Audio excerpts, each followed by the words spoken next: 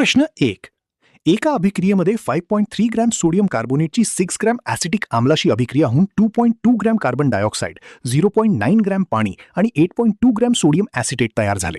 हे परीक्षण द्रव्य वस्तुमानाच्या अक्षय्यतेच्या नियमाशी मेळ खाते असे दर्शवा. अभिक्रिया: सोडियम कार्बोनेट प्लस ॲसिटिक आम्ल, sodium acetate plus carbon dioxide plus पाणी. उत्तर: द्रव्य वस्तुमानाच्या अक्षय्यतेचा नियम सांगतो की रासायनिक अभिक्रियेमध्ये अभिक्रियाकारकांचे एकूण वस्तुमान बरोबर उत्पादनांचे एकूण वस्तुमान असते. 1. अभिक्रियाकारकांचे एकूण वस्तुमान: sodium carbonate is equal to 5.3 gram, acetic आम्ल इज इक्वल टू 6 ग्रॅम.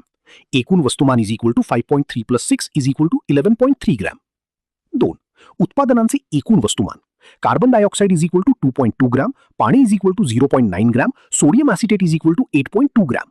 एकूण वस्तुमान is equal to 2.2 plus 0.9 plus 8.2 is equal to 11.3 gram. निष्कर्ष: अभिक्रियाकारकांचे वस्तुमान बरोबर उत्पादनांचे वस्तुमान. 11.3 gram is equal to 11.3 gram. म्हणून ही अभिक्रिया द्रव्य वस्तुमानाच्या अक्षय्यतेच्या नियमाशी पूर्णपणे मेळ खाते. प्रश्न 2.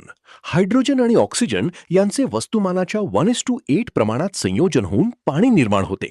3 ग्रॅम हायड्रोजनशी पूर्णपणे संयोजन होण्यासाठी किती ग्रॅम ऑक्सिजनची आवश्यकता आहे? उत्तर: hydrogen is to oxygen is equal to 1:8. म्हणजे 1 ग्रॅम हायड्रोजनसाठी 8 ग्रॅम ऑक्सिजन लागतो. तर 3 ग्रॅम हायड्रोजनसाठी लागणारा ऑक्सिजन 8 × 3 इज इक्वल टू 24. म्हणून आवश्यक oxygen is equal to 24 gram. निष्कर्ष: 3 ग्रॅम हायड्रोजनशी पूर्णपणे संयोजन होण्यासाठी 24 ग्रॅम ऑक्सिजन आवश्यक आहे. प्रश्न 3. डॉल्टनच्या अणुसिद्धांताचे कोणते गृहीतक म्हणजे द्रव्य वस्तुमानाच्या अक्षय्यतेच्या नियमाचा परिणाम आहे? उत्तर: डॉल्टनच्या अणुसिद्धांतानुसार अणू निर्माण करता येत नाहीत, तसेच त्यांचा नाशही करता येत नाही.